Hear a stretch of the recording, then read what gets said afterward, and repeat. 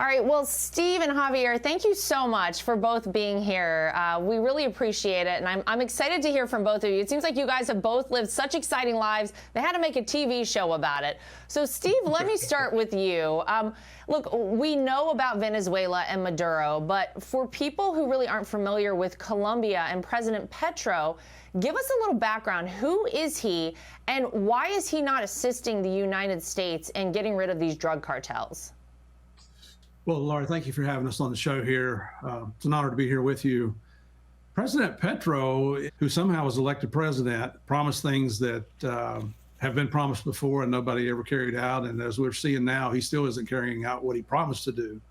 So basically, you have an insurgent with an extensive violent background now in charge of Colombia. Yeah, well, Javier, until recently, it seems like Colombia was actually a great partner to the United States in the fight against drugs. Back in 1993, you guys working with the DEA and in partnership with Colombia were able to take down, Pablo Escobar. That's absolutely amazing. It seems like things have gone in the exact opposite direction, though, Javier, with this country. What do you think about that? Yes, Lauren, that's a great point. And remember, when we went after Pablo Escobar, we were invited by the Colombian government to help in the search for Pablo Escobar. And Steve and I lived together in the famous search block going after Pablo Escobar. This was great because that intel sharing, you're there. We're taking down traffickers in the United States, in Colombia. But now things have gotten a little bit awry with this president. And as Steve said, the guy was a former terrorist and does not want to cooperate, does not want to help with the United States. So this is a serious problem.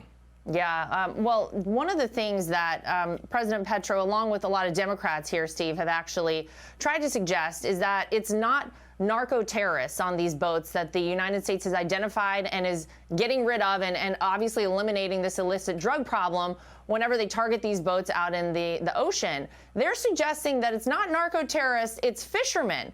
So maybe explain to the audience, oftentimes these narcos will do just that. They will disguise themselves as fishermen so that they can kind of go through these civilian lanes, do they not?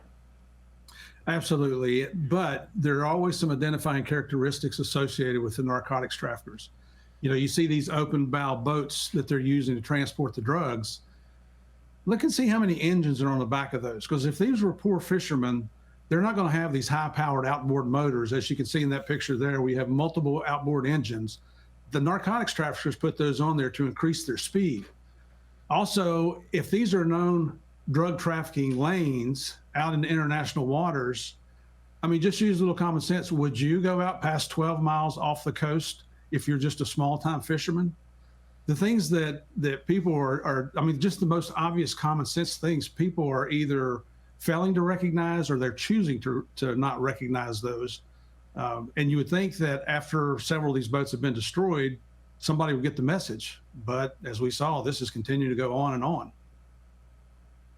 Yeah, that is the goal, to send a message loud and clear. And President Trump has made no bones about it, Javier. Listen to what the president had to say this week at a law enforcement roundtable. It should now be clear to the entire world that the cartels are the ISIS of the Western Hemisphere. The drugs coming in by sea are like 5% of what they were a year ago, less than 5%. So now they're coming in by land. And even the land is concerned because I told them that's going to be next. The land is going to be next. And we may go to the Senate, we may go to the, Congress and tell them about it. Okay, he's calling them the ISIS of the Western Hemisphere, Javier. What a great name for these narco-terrorists. That's exactly what I think they should be identified as. But you heard the president there. He's saying, look, we've kind of captured the sea. We've already targeted there. We may go by land next. If you could give President Trump maybe 2 or 3 top priorities you think would help to eliminate these drug cartels, what would you tell him to look at? Yes, not to relent, to step up that pressure. And remember, this cartels, like President Trump is saying, they don't care how many people they kill. We've seen it, tons of examples.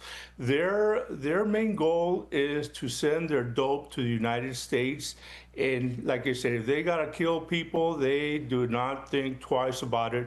So it's time that we're taking the gloves off to go after these traffickers. I would tell President Trump to keep pushing forward. That's the only way these traffickers will stop. Remember, their bottom line is to make money, and if somebody gets in their way, they are going to kill them. And Laura, I don't know if you can see my little pin on the red button there. It's a reference. We remember Kike, our DEA agent, 1985, that was killed, tortured, brutally tortured and killed by the Mexican traffickers. So this is the way these traffickers operate. They do not care. Yeah, these are bad hombres, as the president has acknowledged before. These are people we do not want in our country. We don't want them bringing illicit drugs into our country. And Javier, I think a lot of people agree with you. We got to keep our foot on the gas. We got to keep the pressure on. All these people will respond to with strength. And fortunately, we have a president who is doing just that, meeting them with strength. So Stephen, Javier, thank you both for joining us here on My View tonight. We really appreciate it. Thank you, Laura. It's a pleasure. Thank you, Laura. Appreciate it. All right. Thank you. Click here to subscribe to the Fox News YouTube page to catch our hottest interviews and most compelling analysis. You won't get it anywhere else.